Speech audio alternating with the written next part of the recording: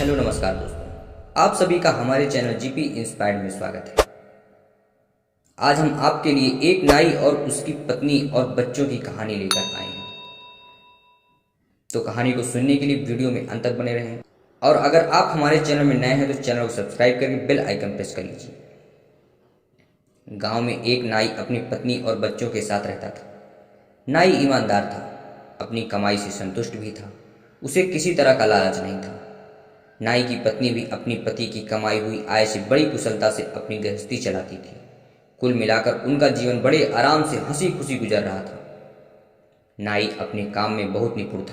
एक दिन वहां के राजा ने नाई को अपने पास बुलवाया और रोज उसे महल में आकर हजामत बनाने को कहा। नाई ने भी बड़ी प्रसन्नता के साथ राजा का प्रस्ताव मान लिया। नाई को रोज राजा की हजामत बनाने के लिए एक स्वर्ण मुद्रा मिलती थी। इतना सारा पैसा पाकर नाई की पत्नी भी बहुत खुश हुई। अब उनका जीवन बड़े आराम से कटने लगा। घर पर किसी चीज़ की कमी नहीं रही और हर महीने अच्छी रकम की बचत भी होने लगी। नाई और उसकी पत्नी और बच्चे सभी खुश रहने लगे। एक दिन शाम को जब नाई अपना काम निपटाकर महल से अपने घर वापस आ रहा था तो रास्ते में उसे एक आवाज़ सुनाई दी। वह आवाज़ एक यक्ष की थी। यक्ष ने नाई से कहा, मैंने तुम्हारी ईमानदारी के बड़े चर्चे सुने हैं। मैं तुम्हारी ईमानदारी से बहुत खुश हूँ और तुम्हें सोने की मुद्राओं से भरे 7 घड़े देना चाहता हूँ। क्या तुम मेरे दिए हुए घड़े लोगे? नाई पहले तो थोड़ा डरा, पर दूसरे ही पर उसके मन में लालच आ गया और उसने यक्ष के दिए हुए घड़े लेने के लिए निश्चय कर लिया। नाई का उत्तर सुनकर आवाज़ ने फिर नाई से कहा, ठीक है, 7 घड़े तुम्हारे घर पहुँच जाएंगे। जब नाई उस दिन घर पहुंचा, वाकई उसके कमरे में 7 घड़े रखे हुए थे।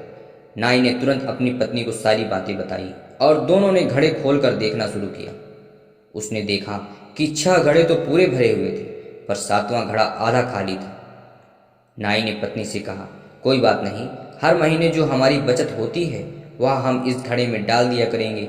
जल्दी ही यह घड़ा भी भर जाएगा और इन 7 घड़ों के सहारे हमारा बुढ़ापा आराम से कट जाएगा। अगले ही दिन से नाई अपनी दिन भर की बचत को उस 7वें घड़े में डालना शुरू कर दिया, पर 7वें घड़े की भूख इतनी ज़्यादा थी कि वह कभी भरने का नाम ही नहीं लेता था। धीरे धीरे नाई कंजूस होता गया और घड़े में ज़्यादा पैसा डालने लगा, क्योंकि उसे जल्दी से अपना 7वां घड़ा भरना था। नाई की कंजूसी के कारण अब घर में कमी आने लगी, क्योंकि नाई अब पत्नी को पैसे कम देता था। पत्नी ने नाई को समझाने की बहुत कोशिश की, पर नाई को तो बस एक ही धुन सवार थी, 7वां घड़ा भरने की। अब नाई के घर में पहले जैसा वातावरण नहीं था। उसकी पत्नी कंजूसी से तंग आकर बात बात पर अपने पति से लड़ने लगी।